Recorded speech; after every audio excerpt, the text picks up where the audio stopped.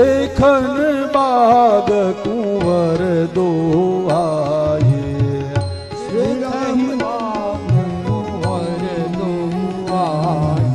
वय किशोर सब भांति सुहाए, वय किशोर सब भांति सुहाए।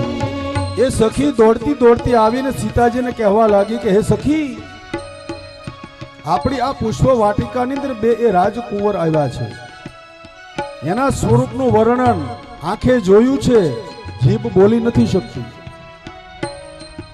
જીભને બોલવું છે એને જોયા નથી, અને આવી રીતે જ્યાં એ વખાણ કર્યા એટલે માં ભગવતી સીતાજી બધી જ એ સખીઓને લઈ અને એ સમયે પુષ્પ વાટિકામાં આવે, એને શ્રી ભગવાન એ રામનું રૂપ જોયું, કેવું શ્યામ ગૌર કિમી કહો બખાની, શ્રી રામ જય રામ જય જય રામ।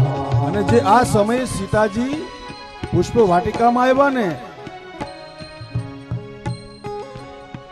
એટલે ત્રણ વસ્તુનો અવાજ આવ્યો, કઈ ત્રણ વસ્તુ? કંકન કિંકિની નૂપુર ધૂની સુની,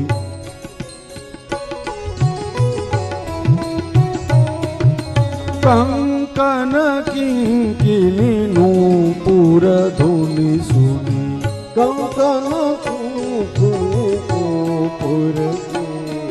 ત્યારે સીતાજી ચાલીને આવે છે ત્યારે કંકણ, હાથના કંગન ખખડ્યા, કિંકિની એટલે કેડે કંદોરો હોય ને એનો અવાજ આવ્યો, નુપુર ઝાંઝરનો અવાજ આવ્યો,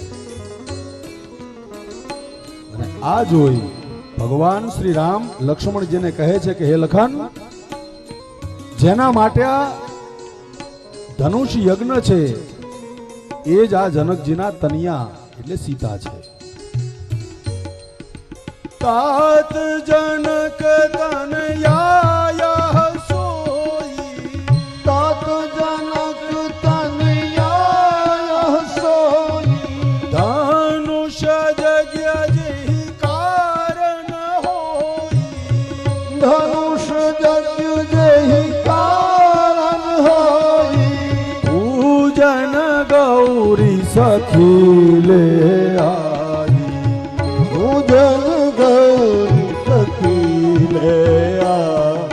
हे तात, સ્વયંવર છે એટલે કુળની પરંપરા પ્રમાણે એ ભવાનીની પૂજા કરવા આવી, અને આવી રીતે અરસપરસ દર્શન કર્યા। સીતાજીએ એ રામજીની છબી આંખની અંદર દર્શન કરી અને આંખો બંધ કરી દીધી, જેવી રીતે કોઈ વસ્તુ કબાટમાં મૂકીને દરવાજો બંધ કરી દઈએ એમ સીતાજીએ ભગવાન શ્રી રામનું સ્વરૂપ આંખમાં પધરાવી આંખો બંધ કરી દીધી। ફરી વખત ત્યાંથી ભગવતી ભવાનીની પૂજા કરવા માટે